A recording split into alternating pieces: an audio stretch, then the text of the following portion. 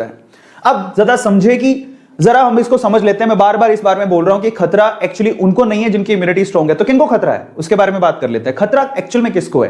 तो खतरा स्पेशली उनको है जिनकी इम्यूनिटी वीक है, जिनमें रोग प्रतिरोधक क्षमता जिनके शरीर की वीक है, वो हाई रिस्क पर है। इसीलिए अपनी इम्यूनिटी में बार बार बोला गया अपनी इम्यूनिटी पे ध्यान दो, अपनी इम्यूनिटी पे ध्यान दो। ऐसे पेशेंट इससे ज्यादा इन्फेक्ट होंगे। इनफैक्ट मैं आपको बताता हूं, टीओआई का एक आर्टिकल है जिसमें इंटरव्यू में ये किनका है, एम्स के जो चीफ हैं उन्होंने भी ये कहा है, misuse of steroid major cause behind the black fungus.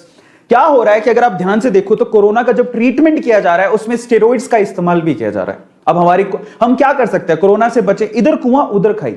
अब कोरोना के ट्रीटमेंट में स्टेरॉइड इस्तेमाल हो रहा है और वही स्टेरॉइड हमारी इम्यूनिटी को भी डाउन करता है और उसी वजह से हम लोग ब्लैक फंगस के भी शिकार हो सकते हैं।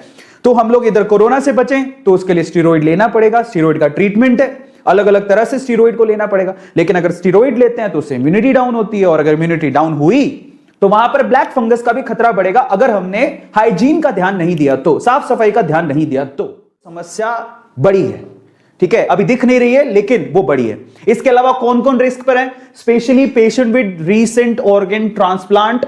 अगर अभी किसी ने अपना ऑर्गन ट्रांसप्लांट करवाया या फिर कैंसर से वो लड़ रहे थे, कैंसर का अगर ट्रीटमेंट चल रहा है तो वो हाई रिस्क पर है, तो उनको बहुत ध्यान देने की जरूरत है। स्पेशली अगर आपके घर पे कोई शुगर या शुगर के मरीज है, डायबिटीज है, अगर किसी को डायबिटीज है, डायबिटिक है वो, तो उनको बहुत ज्यादा ध्यान देने की जरूरत है। बार बार लगातार उनकी डायबिटीज को चेक करते रहे, शुगर के लेवल को चेक करते रहे, उनको खतरा सबसे ज्यादा है, ठीक है। तो इसलिए कह रहा था आप लोगों से, अगर आप ऐसा सोचे कि हम तो स्वस्थ हैं हमें क्या लेना देना, लेकिन यहां पर कैच है, आपके स्वस्थ होने से तो खैर फर्क पड़ेगा ही, लेकिन अगर आपके आसपास किसी को भी शुगर है या कोई ट्रांसप्लांट करवा के आया या कैंसर है, उनको तो दिक्कत हो सकती है। तो इसलिए आप अगर सजग रहेंगे, उनको बताएंगे तो बचा सकते हैं, ठीक है। इसके अलावा जरा आप देखिए, यहां पर स्टेरॉइड दिया गया, यहां पर immunosuppression of by steroid.